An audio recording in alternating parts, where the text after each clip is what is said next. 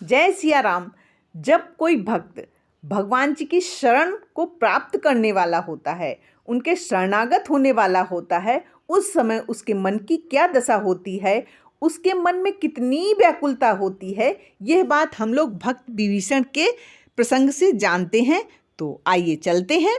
पहले तो लखा दूर ही से चारों ही ओर किस गण को तिरछे चितवन से ताड़ लिया, बीरासन बैठे लक्ष्मण को। फिर नीची नजरों से देखा कौशल किशोर के चरणों को, एड़ी तलवों को पंजों को, उंगलियों नखों रेखाओं को। फिर आंख उठाकर कुछ ऊपर देखा उस कदली जंघाओं को। फिर वक्ष स्थल आजान बाहु, फिर जटा जूट, फिर ग्रीवा को। फिर एक दृष्टि गहरी डाली, भरपूर जमाया आँखों को, भरपूर जमाया आँखों को।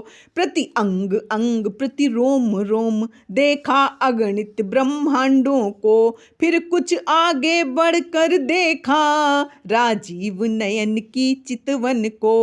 फिर टकटकी बांध फिर देखा, टकटकी बांध कर फिर देखा श्री रामचंद्र चंद्रानन को, श्री रामचंद्र चंद्रानन को। फिर समीप जाकर हुक मार, फिर समीप जाकर हुक मार, गद गद पुलकाए मान तन से।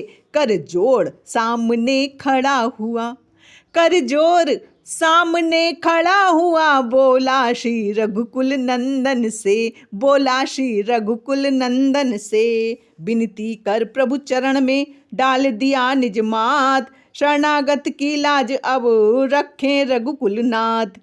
अचरज में बानर भालू हुए जब देखी दशा विभीषण की, हाँ देखी दशा विभीषण की। पुलका उठे श्री रामचंद्र, हुचकी भर आई लक्ष्मण की। गद गद थे हनुमंत जामवंत, कपिपति को कुछ लज्जा आई, अपने हाथों पर उठा उसे। क्या दृश्य है, अपने हाथों पर उठा उसे। लिपटे सहर्ष श्री रघुराई, लिपटे सहर्ष श्री रघुराई। यथा योग्य भेंटे सभी भालुकीस समुदाय, फिर आसन दे पास में बोले श्री रघुराई।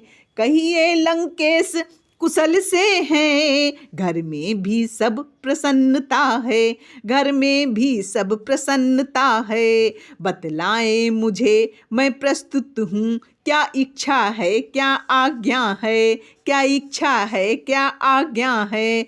तुम ज्ञानवान सज्जन होकर लंका में कैसे रहते हो, किस भांति धर्म की रक्षा कर अत्याचारों को सहते हो।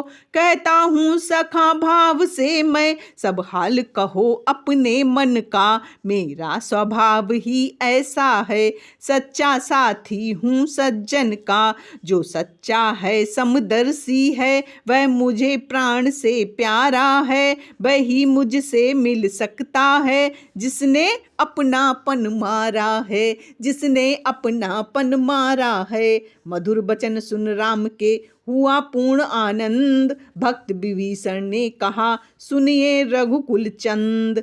वह दास सदा बड़ भागी है, जो प्रभु पद का अनुरागी हो। वह जन निष्कंटक निर्भय है, जिसका रघुकुल सा स्वामी हो। मद मोह काम या क्रोध लोभ उस समय हृदय से हटते हैं, जब रघुराई ले धनुष बाण।